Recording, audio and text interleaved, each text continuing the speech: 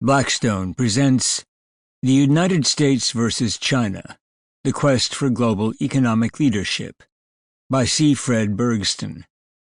This book is read by Arthur Morey. All charts, diagrams, and photographs that appear in the print edition of this book can be found in the bonus PDF file that accompanies your audiobook, CD, or download. Preface. In October 1993, President Bill Clinton was preparing to host the first-ever summit of leaders of the top powers of the Asia-Pacific region.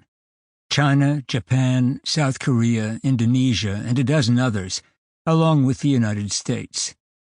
I briefed him at the White House on the main recommendations of the Asia-Pacific Economic Cooperation, APEC, Forum's Eminent Persons Group, which I chaired, that the upcoming meeting agreed to establish a community of Asia-Pacific nations that would seek to achieve free and open trade and investment in the region by 2020. The President agreed with those proposals and led their unanimous approval at the summit a month later, accelerating the integration and expansion of the most dynamic region of the world economy. Before deciding to do so, President Clinton asked the question that is even more central to U.S. and global economic policy today than it was then. Will China simply take the huge opportunities that have been offered to it to benefit from an open world economy and access to the world's most important markets, and then tell us bye-bye when they no longer need us? Like 7 other U.S. presidents before and after him, Clinton decided to gamble on engaging with China, at a time when the United States, basking in the glow of winning the Cold War, was near the peak of its global economic power and leadership position, and China was still in the early stages of its stunning rise. A number of Americans, including former President Trump, now believe that was a huge mistake and want to reverse the policy.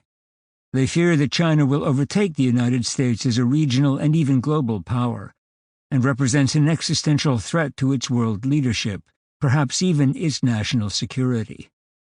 They argue that the China shock and many of China's policies are severely damaging the U.S. economy. They worry that the American model of market economics and democratic politics may give way to China's state capitalism and authoritarian rule.